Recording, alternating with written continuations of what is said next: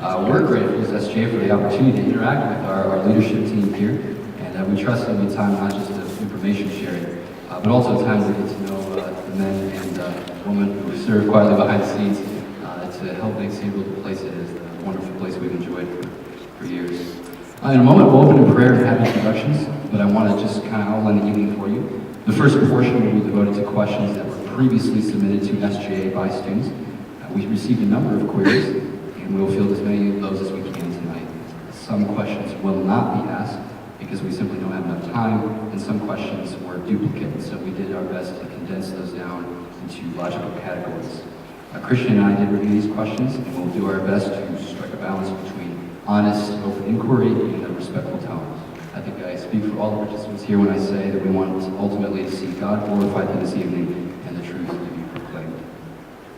The second part of the evening will be questions that you will be able to submit right now during the first portion of this program. If you think of something that wasn't covered or need something clarified, we'll have those submitted during the first portion of the evening. So there are actually on your seats a bunch of blue cards that look something like this. If you have somebody in your row who can make sure that everybody in the row gets those passed out if you need any. We have a bunch of baskets set out at the different intersection points here on the floor.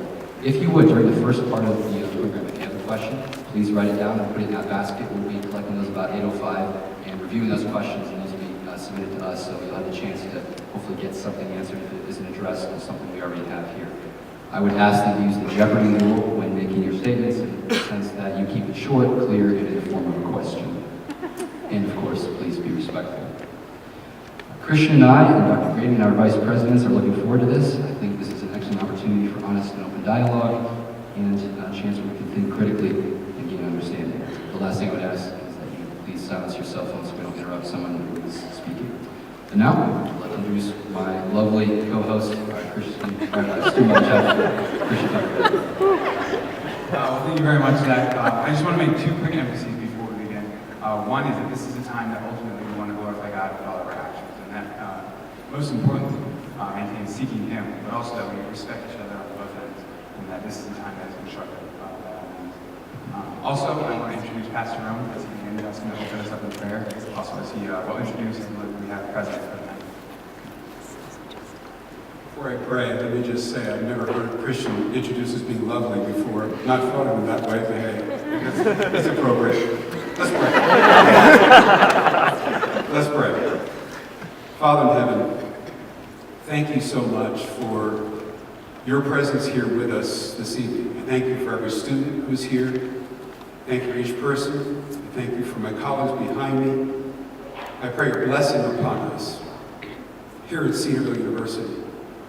We recognize again, this is your school, not ours.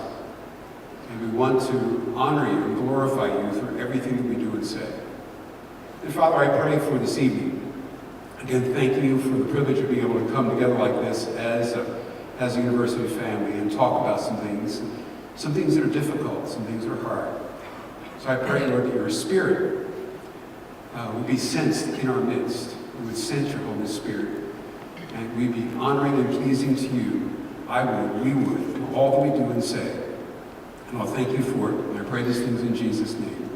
Amen. Let me just make a couple comments here, and then I'll introduce my colleagues behind me. We're here this evening to show support for you. Cedarville University primarily is about you. It's not about us behind me here and about me. It's about you.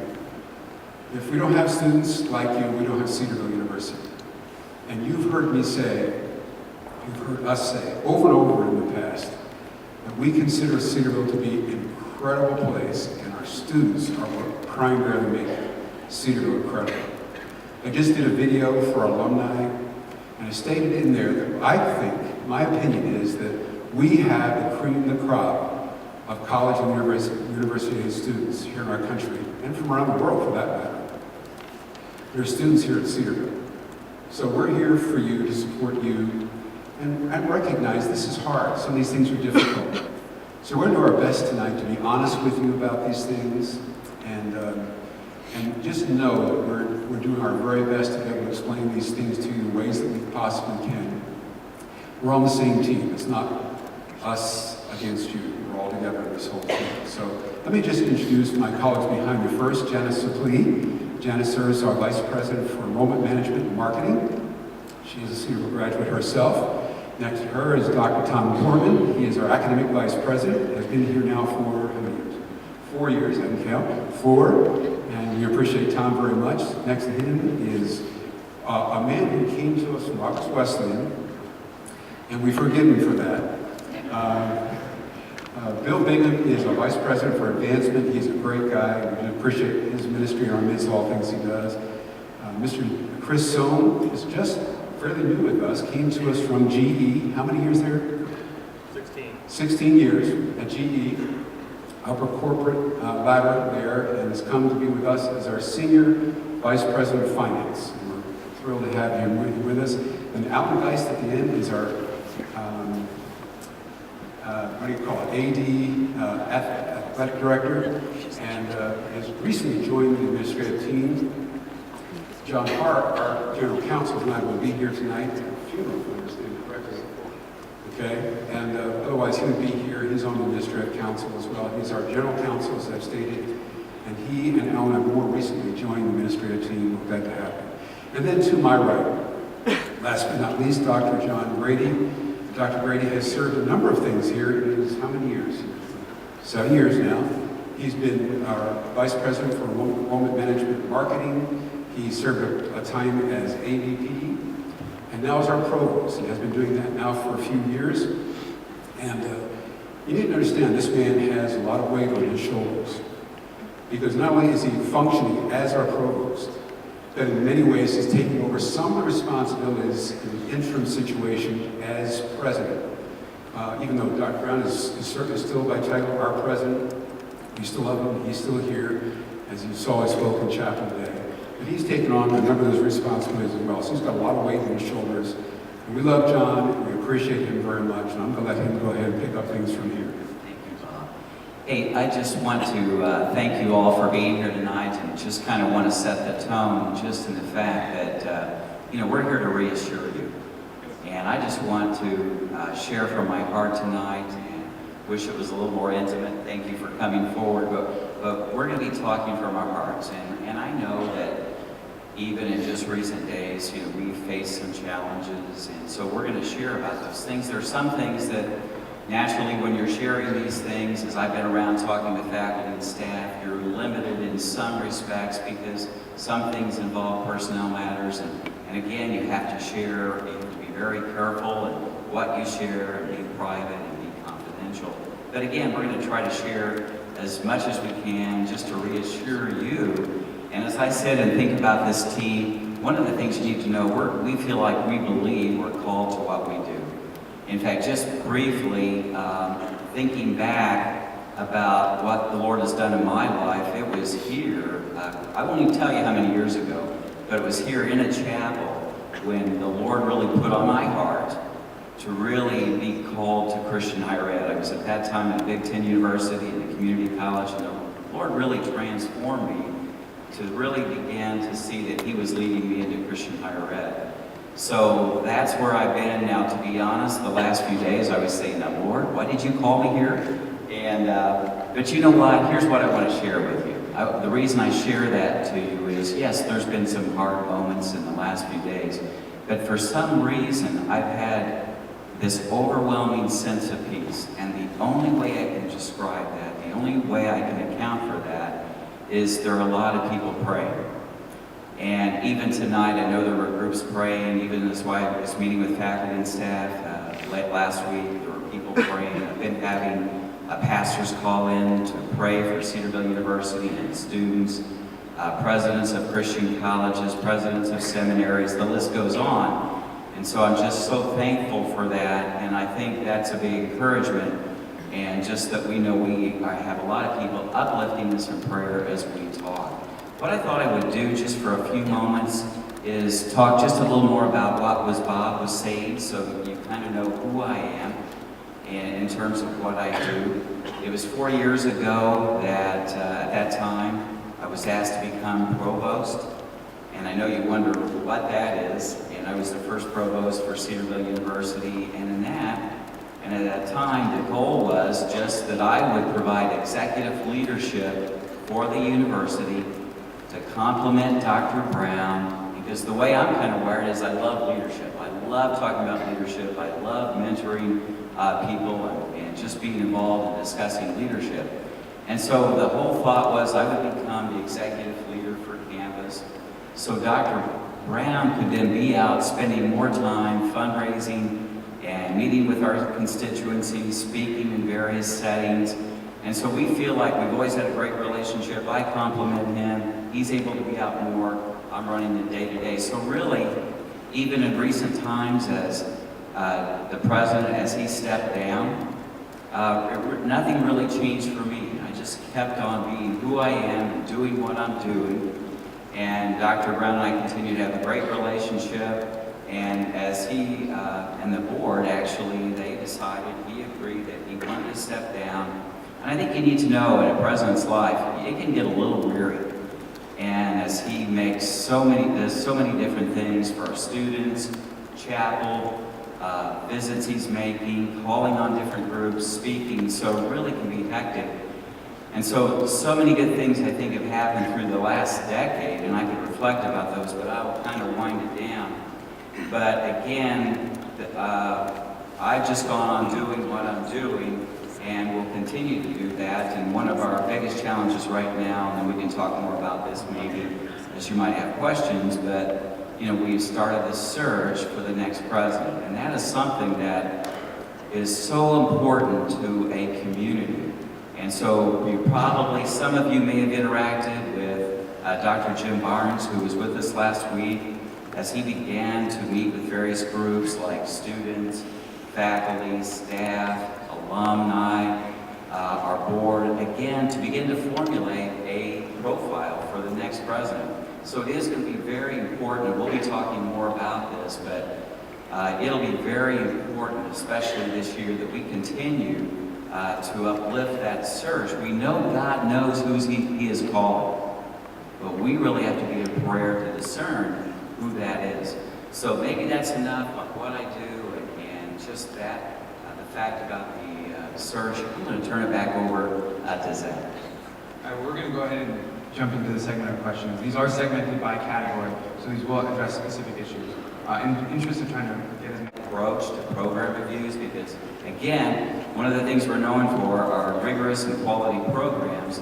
So we wanted a systematic way to continue to look at those. We've gone through several, and then most recently, one of those programs where we're now having an outcome. Of all of the colleges and reviews the material and then makes a recommendation to the academic council. The academic council then votes whether or not to accept that recommendation. We have done this for the last 2 full years, beginning in 2010, 11, and then 11, 12, and now this year, we're about halfway through the year.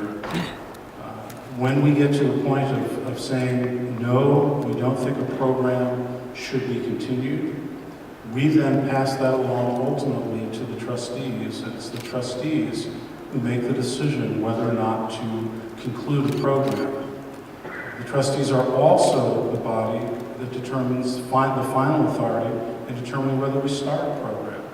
So both starting and ending programs are there. We start with a very quick dashboard. How many majors are there? What's the graduation number for the last few years? What's happening in terms of hours sold? Is the program increasing in number, decreasing in number? And that sets off a trigger. And if a department is less, or the program is less than 20, if it has had fewer than 5 graduates for a number of years, if its enrollment is moving lower rather than higher, it then goes through a more significant review, and that's the review where the department gets to be involved. When the decision is made by academic council to eliminate a major, I write a letter back to the chairman of the department indicating to that person that the decision has been made to recommend to the board that the program be eliminated, and they're given an opportunity to respond to that. That response, along with the data from the academic council, is then taken to the trustees and presented to them, and they make the vote. So The thinking behind it is we do this for every program at least once every 5 years. We drive it initially on quantitative data, but we also ask the department to provide qualitative information to support those decisions. Thank you. A quick couple of follow-ups from students in particular. One question we received is, does the proposed removal of the philosophy program for Cedarville regard its central studies in humanities? And have they considered how less appealing Cedarville would be to students pursuing the studies in humanity when compared to other Christian universities with well-developed philosophy programs? You can hear me? In particular, has the removal of the philosophy program been regarded as a central study to humanities in and of itself? And has the trustees as well as the proposal considered how that would make us compare to other Christian universities with well-developed philosophy programs such as Calvin and Wheaton? Interesting you bring up Calvin and Wheaton. They're the only two schools in the CCCU that have significant philosophy programs. I spent time talking to my colleagues who are CAOs at other universities in the CCCU this weekend. Calvin has 75 majors, Wheaton College has 60 majors, but in both cases, the bulk of their faculty teach heavily in the general ed core and in cognitive subjects. We, on the other hand, when this process started, had 10 majors. That dropped to 9 at the beginning of the spring semester, and since then it's moved back up. I believe it was 13 as of what Mrs. Campbell told me yesterday afternoon. So we're in a very different category. There are a number of schools whose mix of programs is far similar to ours who do not have philosophy majors. Abilene Christian, for instance, which is very similar to us in terms of size and program array. Colorado Christian, Laterno.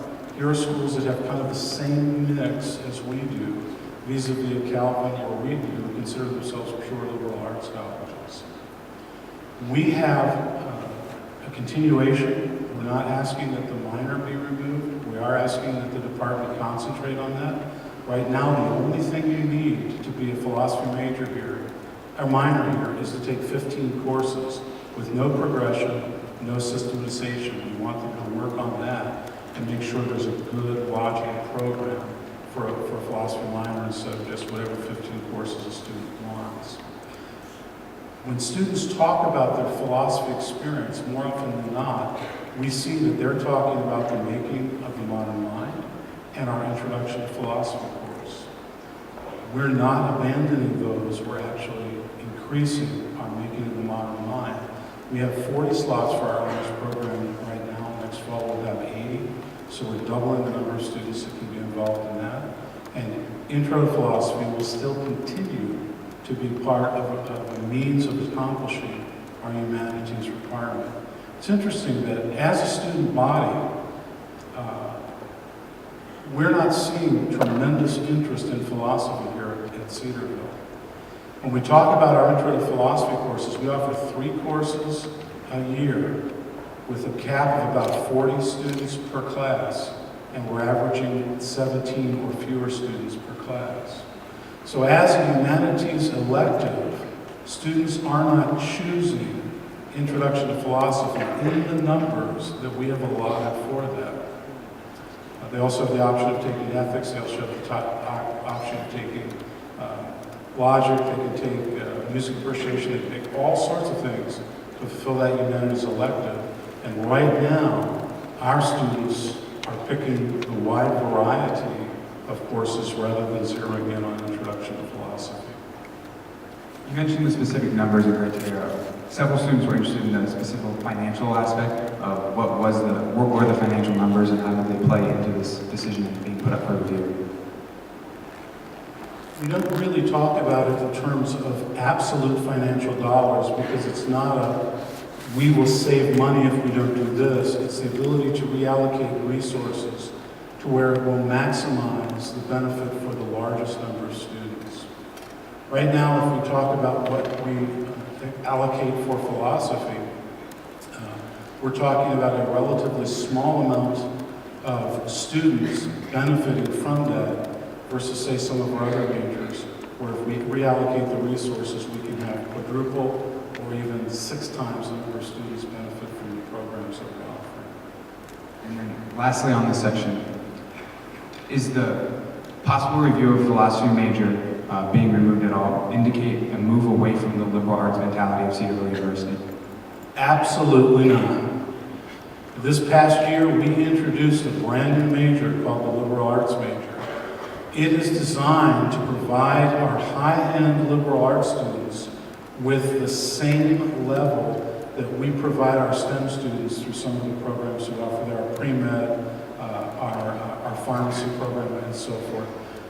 Significant ACT is required to enter that program, a significant GPA. The program is overseen by a council for the liberal arts program made up of one member of each department in the College of Arts and Sciences. And they've designed a program that really will allow our students to flourish in the liberal arts. All right, we will move on to the next session, or section, focusing on questions related to Dr. Ruby's resignation. The first question, we actually received a number of questions that we condensed now. Many students simply asked why Dr. Ruby resigned. And we know there's a non-disclosure agreement between the university and Dr. Ruby. So just to frame our conversation tonight, could you comment on that agreement and what you can and cannot say with regards to Dr. Ruby's resignation? Yes, actually, let me share with you as much as I can to kind of help you and reassure you. First of all, we miss Dr. Ruby and we appreciate him so much, but at one point, actually, he initiated a discussion with me. We began to have a series of meetings, and then we came to a mutual agreement that he was going to conclude his service.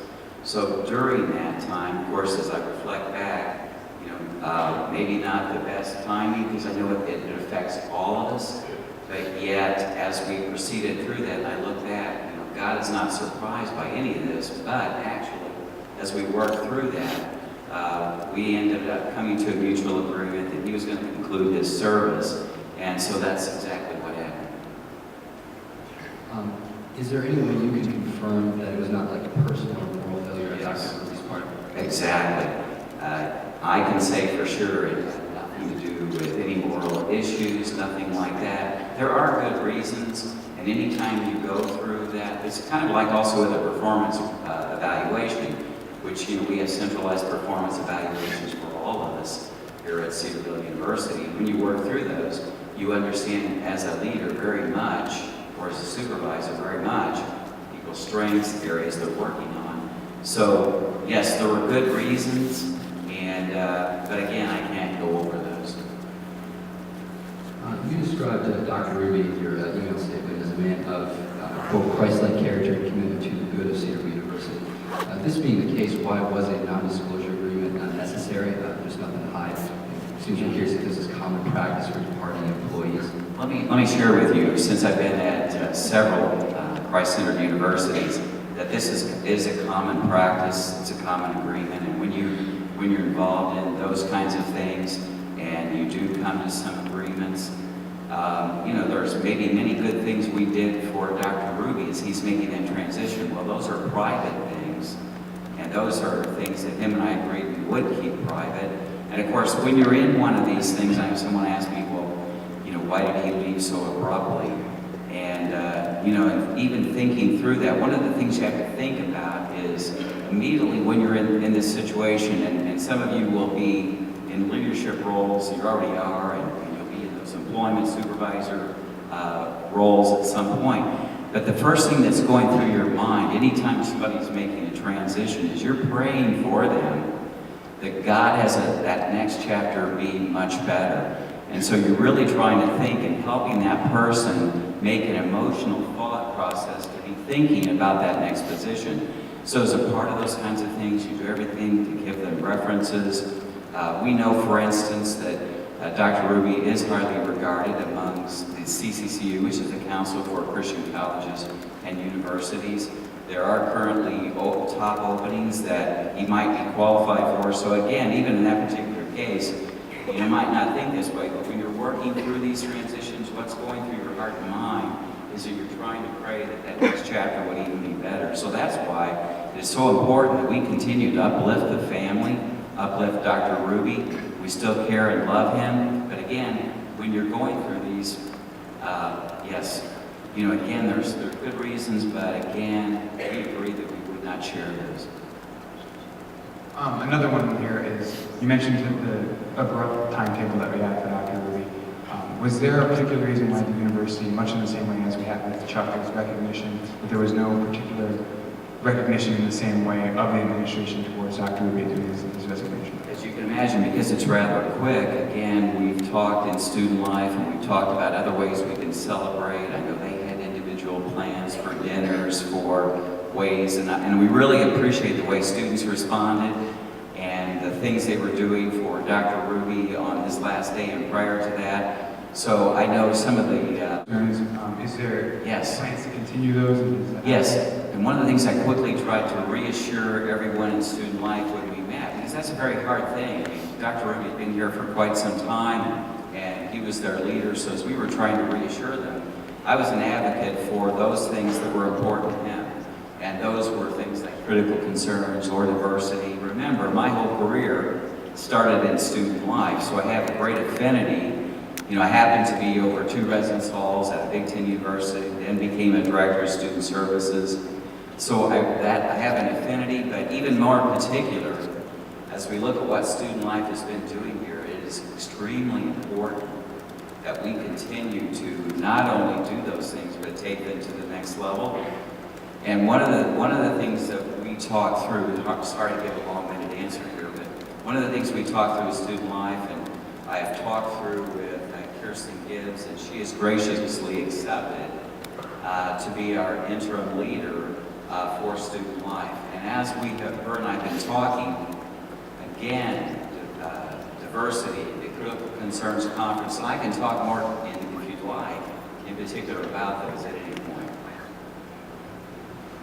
Well, I was coming on why a key personal decision like this was made at a time when between presidents and transition period. The new president will presumably Well, their cabinet.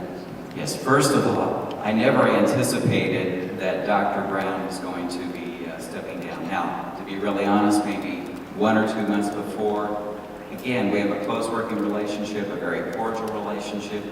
It just as you know, Dr. Brown is a very gracious person. I began to get a couple of cues, maybe a month or 2 before, but really I was just as surprised as you when he then decided to step down. But again, even with Dr. Brown, you know, he's stepping down, but he's going to continue as chancellor. And one of the things we continue to talk about is, again, get off the target here a little bit, but affordability for our students is just an increasingly important thing. So again, continuing to use his skills in fundraising, to be out speaking, those things are extremely important to us. He continues to do those even as he moves into chancellorship. We'll be doing that. You brought up Dr. Brown, and you mentioned this beforehand, that can you comment as to the connection and correlation between the recent events such as Dr. Brown's resignation, Dr. Ruby's resignation? There actually is no correlation between the two. And again, I was just as surprised. I had some cues ahead of time, wasn't certain. But again, there's no correlation between the two. And again, I was surprised. And then the thing with, again, as I tried to explain to Dr. Ruby, you know, in hindsight, as you reflect back, I know it's taken a toll on everyone, and so that's been the hard part. But where I get my great encouragement is, one more time I'll say this, is God's not surprised by any of these things. And of course, it's been driving me to my knees just to seek guidance as we continue to move forward. And you mentioned that prior. Several students were wondering, even though they are not directly connected, is it in any way a Dr. Ruby's resignation in any way a manifestation of Dr. Brown moving? In other words, would Dr. Ruby still be here if Dr. Brown was here? There's, again, no correlation. And you need to make clear, too, you need to understand, I don't know if we touched on this, but there were no philosophical differences between myself and Dr. Ruby. So when I was on the, I loved going on the Civil Rights Bus Tour. I love the things they've been implementing. The Critical Concerns Conference, as a matter of fact, Kirsten and I started talking with our colleagues. This is extremely important to us. Sorry about that. Even last summer, when our team, we were in Colorado Springs for a retreat. Well, we were also there at an unfortunate time for Colorado Springs when they were experiencing the fires. And as we were kind of dodging that and trying to know what to do ourselves, where to go, then the last day, that's home, and actually Dr. Ruby and myself went over to focus on the family. And that day, they were declaring that as a refuge for those that were losing their homes. So we were praying with James Daly at Focus on the Family and his colleagues there about the people in Colorado Springs. They had their own people who were being affected. But one of the things, in spite of all that we talked about, he was really excited about coming here this next year. So we've already started talking about who can actually lead, and we'll have several teams working on it. So again, you know, when we do events, they're done extremely well. So there'll be the momentum's already been going on, we will continue. Now, as we talk about all these different personnel decisions and changes that have been made, can you speak to how the Board of Trustees was either involved with those and how they relate to direct personnel administrative decisions of Cedarville? Exactly. In terms of Dr. Brown's position, again, that really were things that him stepping down, he works through that with the board. So that was all between him and the Board of Trustees. Then in terms of Dr. Ruby's position, that is one where it's actually at my discretion to work through, because again, those vice presidents report to me, so that was one that I worked through. But naturally, because we have an extremely close relationship with our board members, keeping them informed, and we will be talking about that again at our next board meeting. So that was in my prerogative, however, to work with them. But again, very carefully keeping everyone informed. What are some things you would expect coming out of the trustee meetings happening later this week? Well, I think several things. We've been making a lot of good momentum on Vision 2020. And, you know, we're in a process, as you know, of adding new programs and maximizing those that we have. We're so excited that recently our MBA actually now will be able to be approved, and we will actually be able to introduce that completely online. You know, we're pursuing the occupational therapy program. So again, good news items to talk with them about, but also to apprise them, you know, of things we've been facing. And there are several things, and just keeping them apprised, but sharing those things with them. And do you know the trustees having any sort of stated intention to keep Cedarville headed in the same direction it's been heading in regards to Vision 2020 and a lot of the things that Dr. Ruby was working on, things like the same-sex attraction support groups and stuff? Obviously, there's a lot of things floating around out there, but we continue and plan to be just who we are, and we plan to fulfill for Cedarville to continue to move forward, and perhaps even with more energy in the future, and kind of that's just the way I am. I think one of the things that I shared immediately with our team, and we've talked through a lot, is that the minute Dr. Brown was actually moving towards chancellorship, and therefore we'd be conducting a search for the next president of Cedarville University. One of the things we talked about was we will not be resting. That's just the way I am. We still need to continue to move forward, and so you will not see Cedarville University changing. If anything, one of the things we thought a lot about is we've got to continue, actually, at a very practical level, is actually move resources into ways that we can promote who Cedarville University is. So again, going forward, we hope that we continue to escalate, proclaim just who we are. Could you tell us a little bit, I know this is something the trustees are going to be talking about in the meeting, could you tell us a little bit what's going to be happening with the budget? You know what, because you're hearing a lot from me. Chris, would you like to share a little bit about the budget process? Sure. Last fall, starting around November, Cedarville University begins its annual budget preparation cycle. During this process, we pull in all the budget leaders across all the different divisions represented by the people on stage, and we put together what is a proposed budget for the next year. So we estimate how many students there will be. We put together a projection on what the tuition and room and board will be, and those things are approved by the trustees. And at the same time, we put together an expense plan for the university. which has to do with increasing resources, decreasing resources, reallocating resources from one place to other places where they'll add additional value. So through that process, and we worked through that up until right before Christmas, we developed what becomes a preliminary budget, if you will. One of the things that we're going to talk about this week with the trustees, we will present that budget, present all the details, again, all the increases, decreases, revenues, expenses, and so forth. And then the trustees will vote to approve or not that budget. So the budget is in the final hands of the trustees, and that is one of the main agenda items that I'll be involved with, but it's an important agenda item for the entire university. Thank you.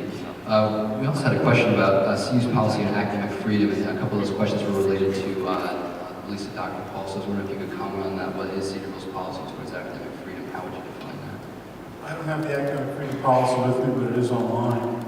Our academic freedom is always bounded as a university by our founding documents, including our doctrinal statement. This is not unusual. The AAUP, since 1940, has granted religious institutions the ability to limit its academic freedom by its theological propositions. This was reaffirmed in 1996 when AAUP wrote an article in their magazine called Academe, which was specifically designed to help teams visiting universities and colleges who are faith-based with how to apply a faith-based environment with academic freedom. And so we continue to operate under the guidelines of the AAUP's 1940 statement governing academic freedom.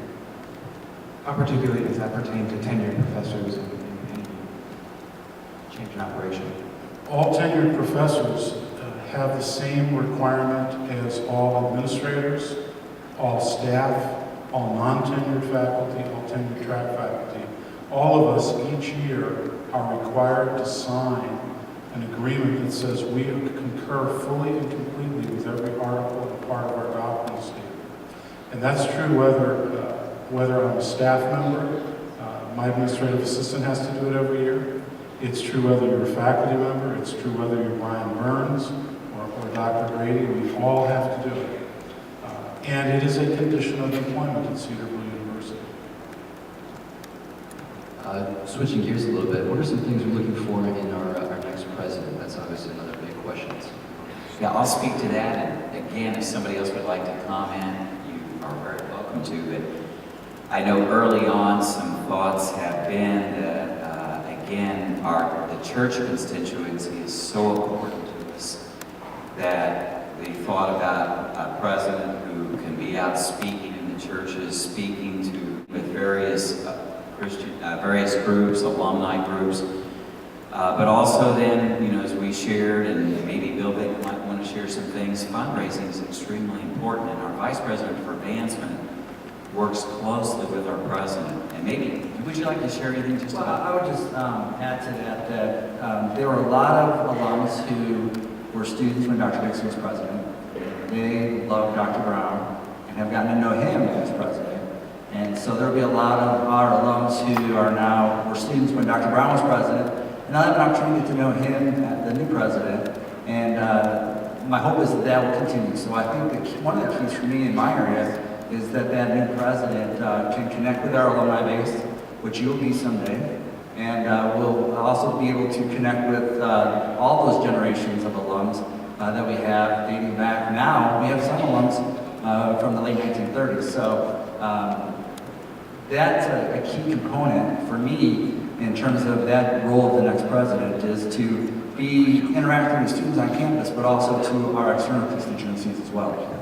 I have actually a rather specific follow-up question to that. Could you comment on how much on average per year was donated to Cedarville during the Dixon years, and how many was donated per year during the Brown years? I actually know the answer to that question too. On average, it's basically exactly the same between Dr. Dixon and Dr. Brown. We average about $6.2 million per year, and give or take 100,000. Now we have some years where we get as high as 8.3 million that's given, And some years where it might drop down to 5 million, but roughly we average around the low 6 million. Average the same for both. That's very interesting. We're going to take one more question from this section, and we will throw it to some of the live questions that have been submitted during this time. The last question is, and this is hopefully something that all would certainly welcome to comment on. What do you think the future of Cedarville looks like in light of all the things that have been happening recently?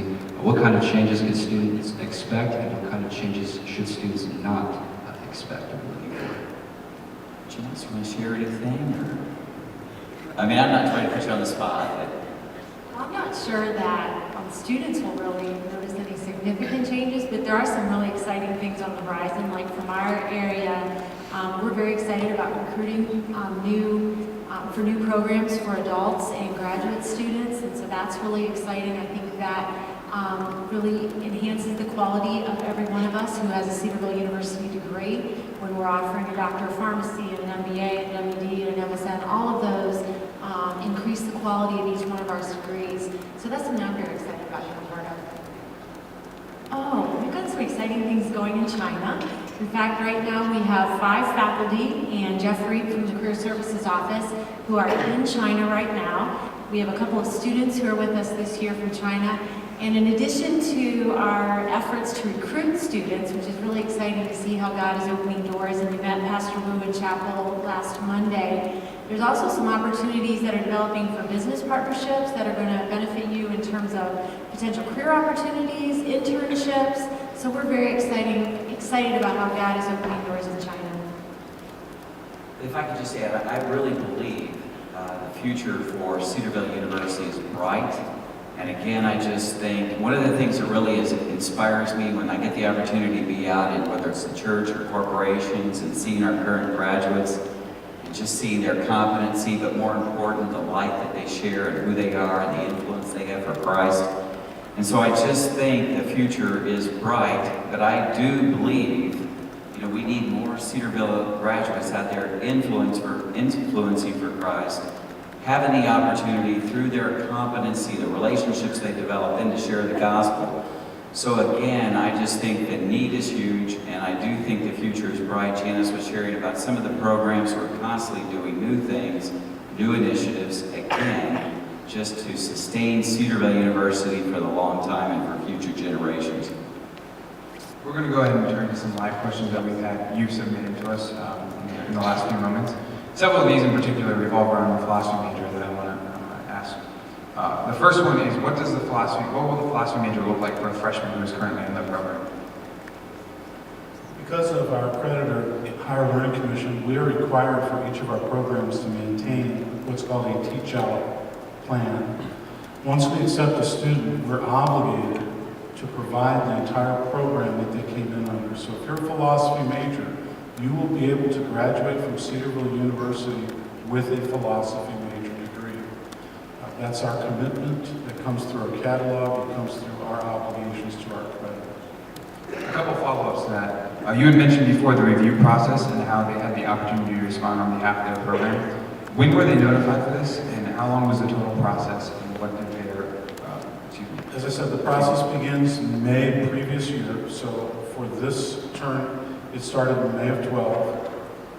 They collected data throughout a good portion of the fall. That data was turned over to the dean of the college in November. He reviewed it. We met as an academic council, I think it was December 9, to review that. On December 10, I sent a letter to the department telling them the decisions of the academic council, notifying them that this is what we would be recommending to the trustees, and we gave them 30 days to respond to us until December 10. On December 8, while I was homesick with the flu, I got an email from a member of the department that I missed, and so we have extended the deadline for response until Wednesday at 10 a.m.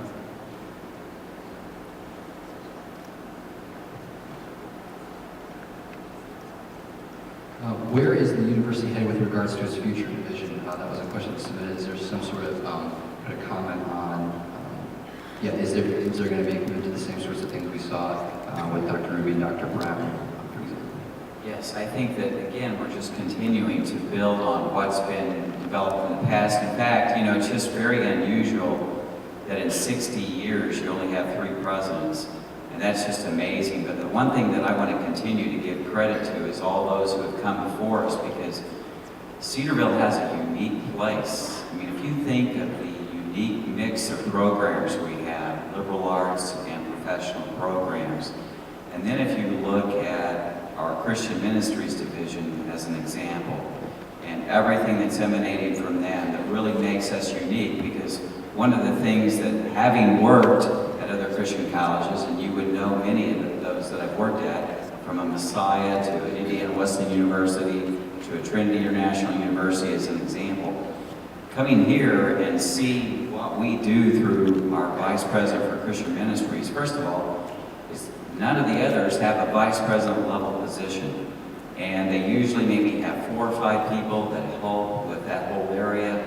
You know, we have a much larger staff. We're really dedicated to everything we do, from discipleship to evangelism to missions. So I think Cedarville, being so unique, and through chapel, through Bible minor, through everything we're doing, really has a unique place. And so I just think that good things will continue to happen here. Absolutely. Are there any plans to expand the honors program? Yes. Would you like to share? As a result of our work with students applying to the honors program, we've determined that this fall we will double the number of potential seats in the honors program. We don't think we'll have any trouble filling that. We have been accepting 40 students per year into the honors program. This fall we anticipate accepting 80 students in. Given that the applications have been in the 200. Communication at all, obviously, beyond tonight? Yes, there are. In fact, Zach and I have already started talking about, and again, just because I've had experiences other places, I can bring some of those to us. But it is quite common that the president of SGA, President of Student Government, would give a report at the board. So I've already started working on that we have a full agenda this time, and hopefully by spring we can, you know, there is an art to change. I have to come alongside the board members. They're busy with other things, but help them see some of these things that are important. But I do believe that we need to find more venues for students. You know, that's why we're here. That's why I have this position. We're here to serve students. So I think that we will work with the board to find ways that through the student, in the board there are committees. One of the committees is the Student Life Committee. I do believe you have probably been to our Student Life Committee before? No. So that's something we could start with, where he could come to the Student Life Committee or other students, have dinners with students while the board members are here, but more importantly, even though, report to the board, to give a report, so the board members really know what it's like for students, and so they can get that sense. So we're beginning to work on that. We're also beginning to talk about for faculty. Faculty should have that opportunity. You know, I'm not sure how we'll work that out. I've got to work with Dr. Tom Carmen. Some places, one from each college. Some places, it's one just from the entire faculty. But they, too, it would be nice if they could give a report, again, so they're hearing at the heart of what we do, what faculty members are doing. Do you have any suggestions on how to conduct ourselves moving forward during this time? Yeah, I think that just as I see all of you already doing now, being gracious, I know just trying to be kind to one another as we always do.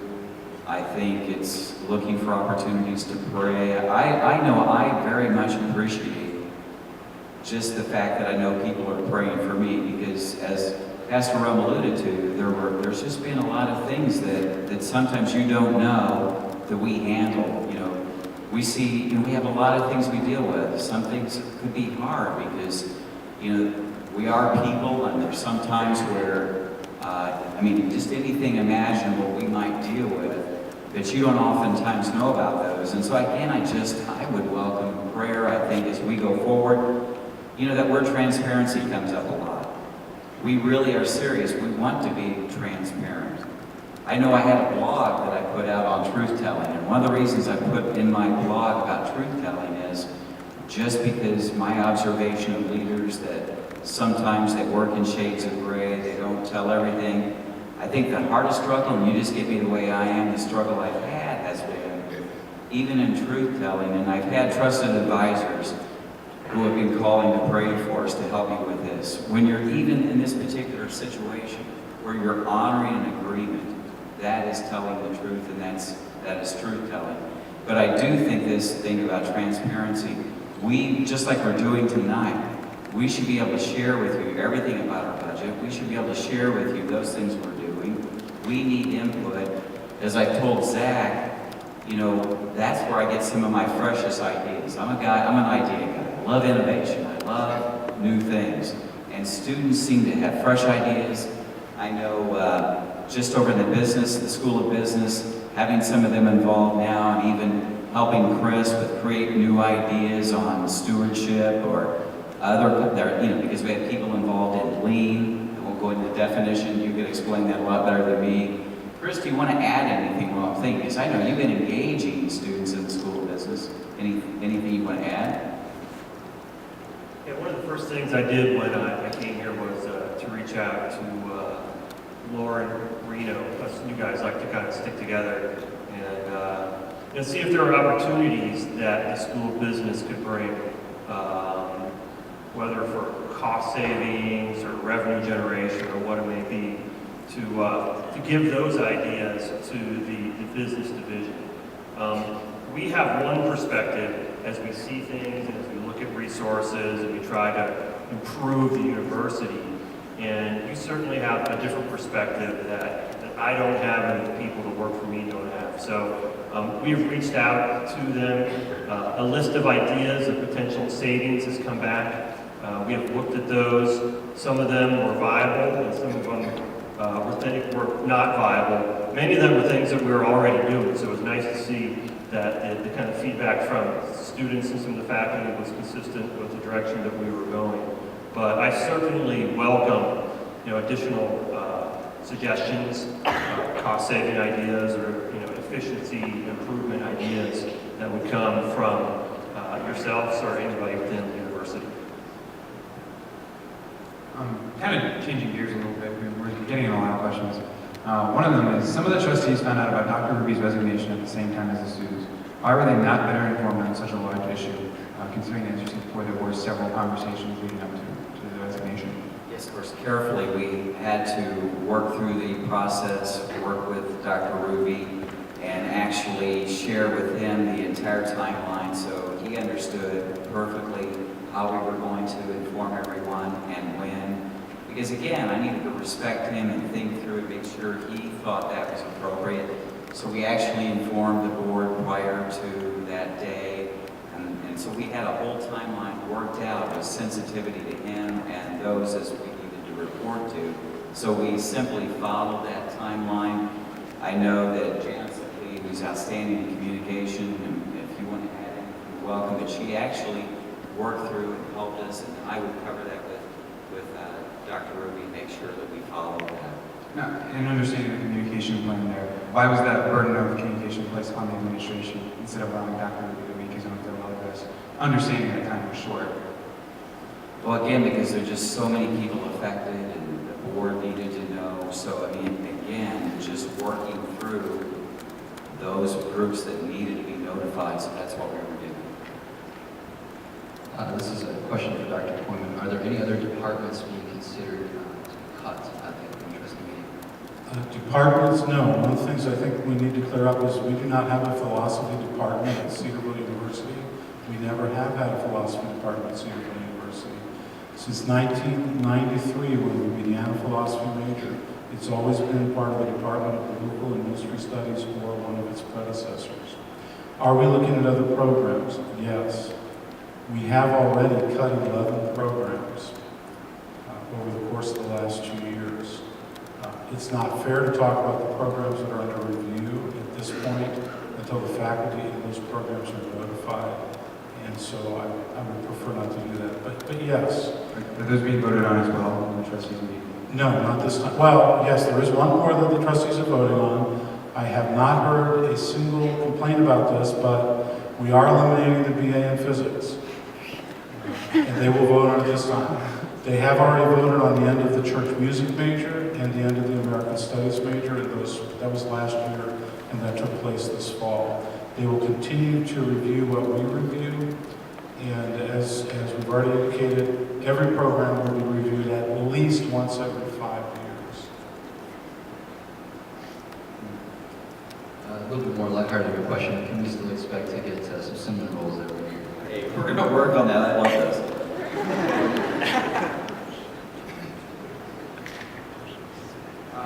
This one is coming several times now. Is there any way CU leadership and administration can respond more proactively rather than reactively to situations, and particularly with PR departments? Yeah, and I think that's where students really can give invaluable advice. I think we were talking through even academic things as we're thinking about new initiatives, thinking about changes. We need to remember to be proactive, to let you know, to let you be thinking, and also to get good input.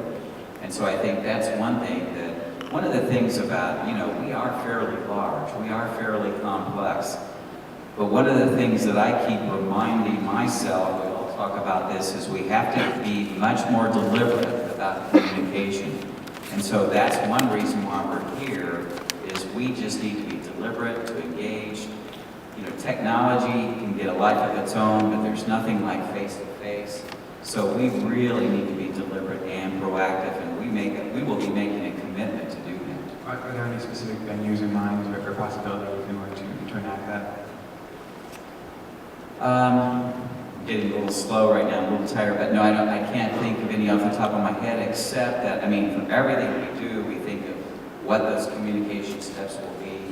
But in terms of engaging students, is that one thing you're thinking? Okay, then I think these very things are very, very helpful. I know, as we started to talk about this, Dr. Corman has been doing town hall meetings with faculty. Right, at the same time, we also have something called the Student Academic Advisory Board. Are any of you here tonight? I'm seeing a couple of hands only. All right. There are 2 members from every department who serve on the Student Academic Advisory Board. They were to introduce themselves to you at the majors' assemblies. They are your connection to the academic division. And I meet with them. You might have gotten notification of a survey. Anybody get that notification yet?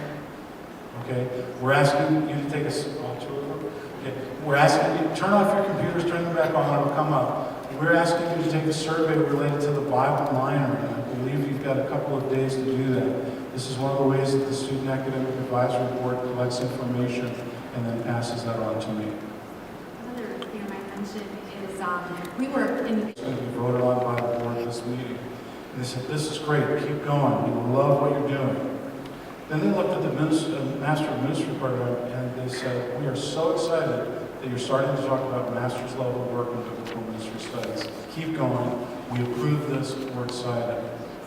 Then they looked at the theology major, and partially they compared it to the Bible major. The theology major didn't have a lot of the bells and whistles that the Bible major had on it. And they said, we think it's really great what you're doing in the Bible major, the Bible minor, and the Master of Ministry. We'd really like you to concentrate on that and put your efforts there rather than dividing your attention by adding a theology major at this time. One of the things that we're working toward as a university is something called shared governance. And in the spirit of that shared governance, the theology department received a letter from the board, from the chairman of the academic committee of the board, outlining the reasons why the theology major was not approved at this time. And they specifically said in that letter, we are not approving it at this time. They didn't say we would never consider something like this. All right, that's all the time we have. But one final question. If students do have concerns or questions that weren't able to be raised tonight, who should they contact and how should they?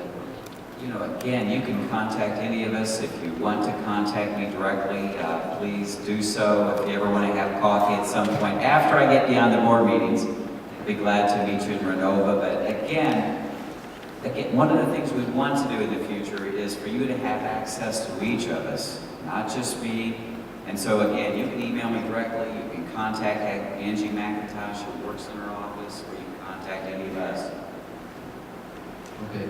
Just as a note, I've been informed that Cedars has been recording, and this session's being recorded in some way, so hopefully that will be available soon if you have some friends who missed this. I want to close by saying we've got a lot of information tonight. Hopefully you got to know some of the folks in our leadership a little bit better. And while we may not know the answers to everything, I think we know that brings it, we will deeply missed, and that Cedarville's future is going to look pretty similar to how it has in the past. Let's thank Dr. Grady and his team for coming tonight and answering the questions.